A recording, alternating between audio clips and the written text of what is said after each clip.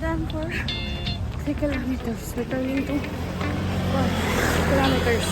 Oo, kilabot. Kilabot. Ay, kilabot.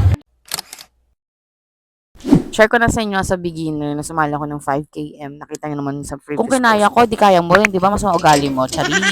So, yung nakikita ninyo, itlog yan. And ay nilaga ko at request ni Teacher Carla para meron kaming snacks before we run. Late na yan kasi dapat mas early pa para makapag-ikot kami at makakain kami ng snack. Yan. So, bit-bit ko lang siya. May kulang pa ako. Kailangan ko bumili ng perdible. Pero walang kasama perdible ko. May sakayan papuntang Mall of Asia. Sumakay kami dito sa Yellow. Tamang stretching kami ni Teacher Carla para hindi magulat ang katuwin. Video para sa content na ito eh. By that time, nagtatawag na yung mga people of the Philippines para mag-assembly at sa wave 3 kami. Meaning, pag nag-hit ng 5:30 at nag-gun start na, medyo hindi kami naka-follow through na kaagad na 5:30 makakatakbo. No. So, as in, delayed na konti ng minutes. At nakita namin na aming teacher sa high school sa Philippines, si Ma'am Zapel. Any moment, mag-i-start na 5:20 na po and 5:30 ang start talaga. Excited na po ang lahat at nag-aabang na. Tamang picture na lang kami nila Carla dito. Tamang kwento lang ako, true image yung pinapakita ko at videos sa inyo mga sisi ha. So eto na lang, pumutok na ang 5:30 at kami ay nag-forward na. At mag-i-start pa lang sa amin, mag-start yung countdown. Pero nung nauna na sa amin, nag-5:30 nga, sabi ko na sa inyo. Pag ni Teacher Joshua yung kaway-kaway, para Miss Universe lang, di ba? So, Shesma, spotlight is here. Kami lang di komportable. 6, 5, 4, 3, 2,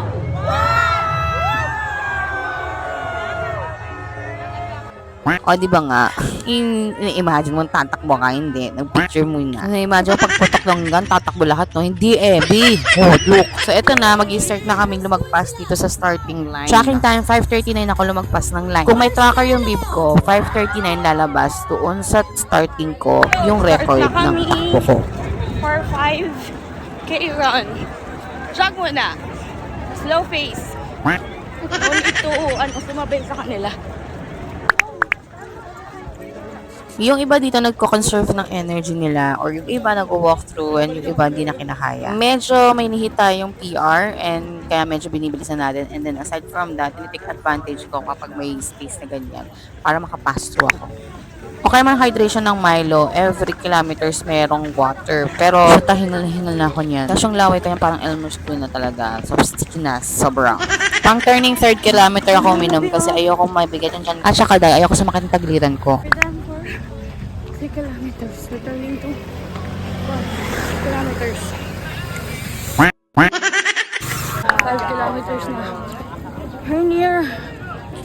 Sobra ng 5 kilometers. Ang ganda ng view dito, Saz. Huwag niyo akong i-bash. Sabi ni Strava. Sobra daw. So lahat sinasubukang humabol ng 6:30 kasi 5:30 ang start talaga ng... Dahil 5:39 kami nakapass dun sa starting line. Takbo day! Sa dami ng people of the Philippines. Kaya ayun. Oo, kilabot. Kilabot. Malapit na. Totoo yung feeling kinilabutan ako niyan. Eto si ma'am, nagbe-brisk walking siya. Kanya-kanya tayong face sa trip. Ako naman, nahabol ko talaga siya yung 6:30 para matapos ko siya na 6:30 kahit pa paano. Thank you, Lord. Thank you, Lord. Dahil 6:29, bilisan mo na.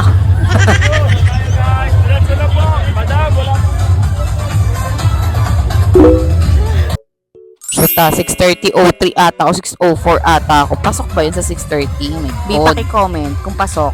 Kasi di ko alam First time ko, Pero sa record ko sa Strava, ito ang takbo ko. Tapos na-screenshot ko rin yung pagkalagpas ko doon. So, 5.68 siya. Hindi siya 5 fix talaga. Milo, ano ba? Sorry. Ngiting nakalagpas na. Yay! My first 5 km. Milo, thank you. And Teacher Carla. Teacher Joshua, see you later.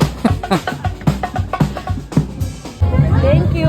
Yay! So, certificate lang po mga mi and sir. Wala tayong medal. Pero kung sakali, Milo, sana meron. So, Pilipino tayo. Syempre, mahabang pila. Issue yan dito sa Pilipinas. Pag mahabang pila na sa Pilipinas kasi resilient ng mga Pilipino. Grade 1 pa lang yan. Kinder pa lang yan. Tinuro na sa amin dito. Na-master na po namin yan dito sa Pilipinas. Dahil wala pa sila Teacher Carla, napapicture ako sa iba. Thank you, kuya.